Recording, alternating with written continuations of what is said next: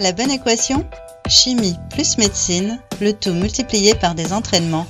Tu es sur la voie de la réussite. Vise le pass avec Isa. Chapitre référent, description des fonctions chimiques simples. Voici une question issue des annales de première année de médecine.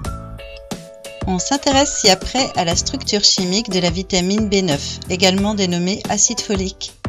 In vivo, elle peut se décomposer en acide glutamique, en acide 2 et en un dérivé aromatique polyazoté. Parmi les affirmations suivantes, cochez la ou les réponses exactes. Je te conseille de mettre en pause la vidéo et de te donner quelques minutes de réflexion. Dès que tu as tes propositions de réponse, appuie sur play et profite de ma correction. Proposition A. L'acide folique possède une fonction amine secondaire. L'azote propose 3 liaisons covalentes. L'azote de gauche appartient à une fonction amine primaire puisqu'on y voit 2 hydrogènes reliés à lui. Les azotes des cycles sont des amines tertiaires puisqu'il n'y a pas d'hydrogène déposé dessus.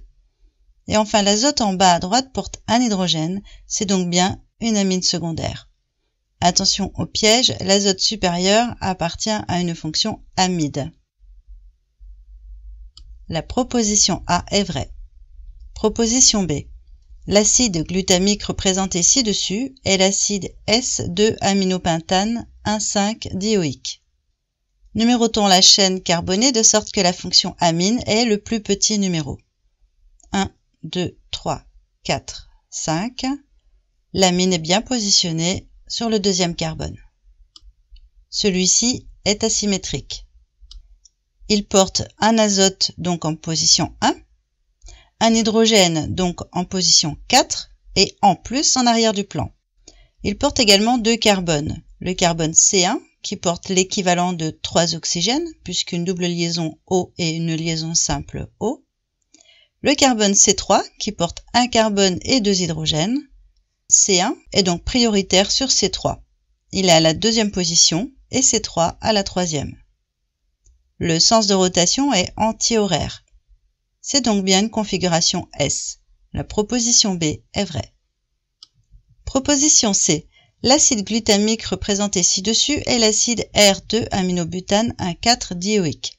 Nous venons de démontrer que c'est une configuration S. La proposition C est donc fausse.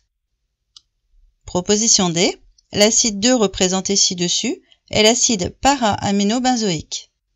L'acide benzoïque est un cycle benzène sur lequel on retrouve une fonction acide carboxylique. Il y a bien un groupe amine déposé en para. La proposition D est vraie. Proposition E. L'acide 2 représenté ci-dessus est la paraformylaniline. La molécule d'aniline est un cycle benzénique auquel on a rattaché un groupement amine. Le groupe formyle est un carbone sur lequel on retrouve une double liaison oxygène et une liaison simple hydrogène. La paraformylaniline aurait pu s'écrire ainsi si on ne respectait pas les priorités des groupes fonctionnels. En effet, la fonction aldéhyde est prioritaire sur la fonction amine. En aucun cas cette dénomination existe.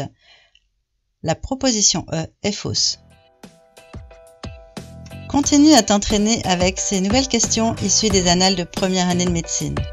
Mes corrigés détaillés des annales de PASS sont disponibles en PDF et je t'explique comment les obtenir dans la description. Si le contenu de ma vidéo t'a plu, fais-le moi savoir et partage-la autour de toi. Afin de ne pas manquer la sortie de mes prochains QCM, abonne-toi à ma chaîne et active la cloche pour en être averti. Tu trouveras le corrigé du QCM que tu as sous les yeux dans la vidéo 1.6a. Tu peux continuer à t'entraîner avec cette vidéo de Biofi ou encore cette playlist de Biostat. Je te souhaite bon courage et te dis à bientôt.